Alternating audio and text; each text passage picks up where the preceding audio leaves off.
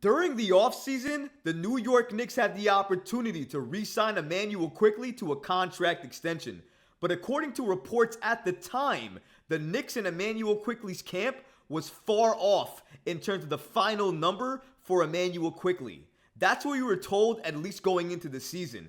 But now, according to a recent report from an NBA insider with the New York Post, he actually adds some conflicting reports to this because a source actually denies that Immanuel Quickley actually asked for $25 million. We're going to break down this entire report and get you updated with all the news that you need today. All of this and so much more today. So be sure you subscribe to the channel and have notifications turned on so that way you never miss a second of the new content. And now, let's get started.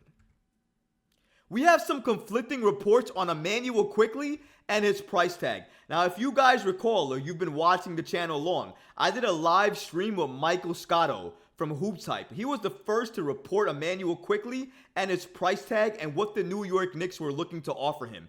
This was his exact report that he recently gave us in a recent update that he did about players and where they could potentially be traded to.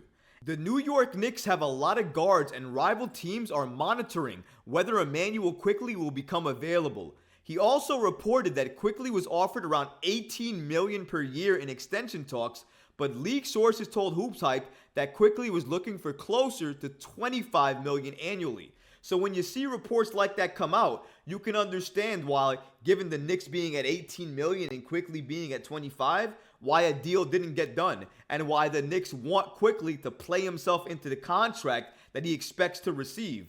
But now, thanks to a New York Post article that came out from Steph Bondy, who was also an NBA insider, he actually gives us the following report, which is a little bit conflicting to Michael Scotto's report. So according to Steph Bondy, he states that a source denied the specific numbers of a report that Immanuel Quickley wanted an average salary of $25 million in contract extension negotiations, while the Knicks were only willing to offer around $18 million per year. It's still unclear what the difference was. Regardless, the sides couldn't reach an agreement, and Quickley will become a restricted free agent this summer. If this production continues, the 24-year-old guard should exceed an average salary of $20 million per year. Shout out to Steph Bondy from the New York Post for giving us this newest update here, because it really sheds light on Immanuel Quickley and potentially what that offer could be. Because we had all thought it was $18 million from the Knicks, $25 million from Immanuel Quickley's camp. But what if it was less? Or worse, what if it was more? What if it was 27? What if it was 28? I think Immanuel Quickley is eligible for at least $30 million. Could it have been $30 million? And what about this? If Immanuel Quickley wins Sixth Man of the Year this year, by the way, I think he's leading in terms of Sixth Man of the Year right now if you had to do some voting. But either way, if he wins Sixth Man of the Year this year and he shows up in the playoffs if the Knicks are granted the opportunity again to get there, will that contract extension exceed 25, 26, 27 million? In my opinion, it will. In my opinion, if that all happens, he will get the max amount of money that he could possibly get from any team, including the Knicks. And if that happens, I think the Knicks would be forced to pay him. If Immanuel Quickley shows up, wins Sixth Man of the Year, and you don't pay him, you don't give him the contract that he's earned, I don't know what that means for the New York Knicks. I don't know what that means for the message you're sending around the league. A player in Immanuel Quickley who's fought and clawed his way into getting minutes, into getting significant time, into becoming a better player.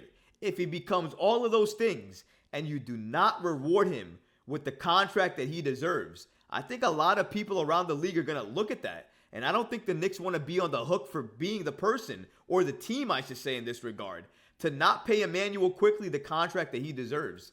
The problem is that contract might be very, very high. Again, it could be max money. It might be $30 million.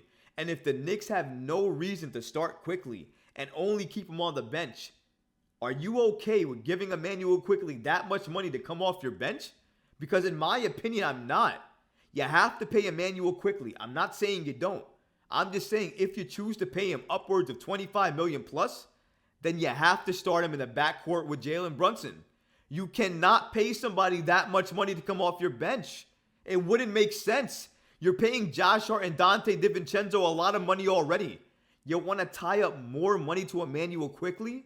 When the report first came out about $18 million to $25 million, I actually understood why both parties didn't want to do the deal. I thought Immanuel Quickley was trying to play himself into that contract or more this season, because a lot of the reports coming out of New York stated that Immanuel Quickley, the New York Knicks, Tom Thibodeau even, all love Quickley. The relationship is good. This is the business side. This is the money side. So because of that, that's why there's an issue. It's no issue in regards to Quickley, his role, how he feels, or anything like that. But in my opinion, if you're going to pay Quickley over 25, you're going to have to start him. And a lot of people are telling me, well, what team is going to pay Immanuel Quickley over $25 million besides the New York Knicks? I don't think a lot of people understand what Immanuel Quickley is doing this season. So let me give you a stat, just one, to tell you why he potentially could get that deal from a lot of teams. Immanuel Quickley has elite efficiency as a pick and roll ball handler. Shout out to NBA University on the app X. 61.4%, third in the NBA. Draws free throws, 16.1% off possession, fourth in the NBA. 1.24 points per possession, second in the NBA. 5.7% turnover ratio, third in the NBA. IQ is an absolute killer, manipulating screens and generating buckets in the half court. That right there is why other teams may pay Immanuel Quickley a lot of money. He can be considered a starter on a lot of teams right now. You think a team like Toronto can't use a player like Immanuel Quickley? You think other teams devoid of a point guard can't use Immanuel Quickley? You think teams that need solid point play off the bench wouldn't pay this much or more for a player like Immanuel Quickley?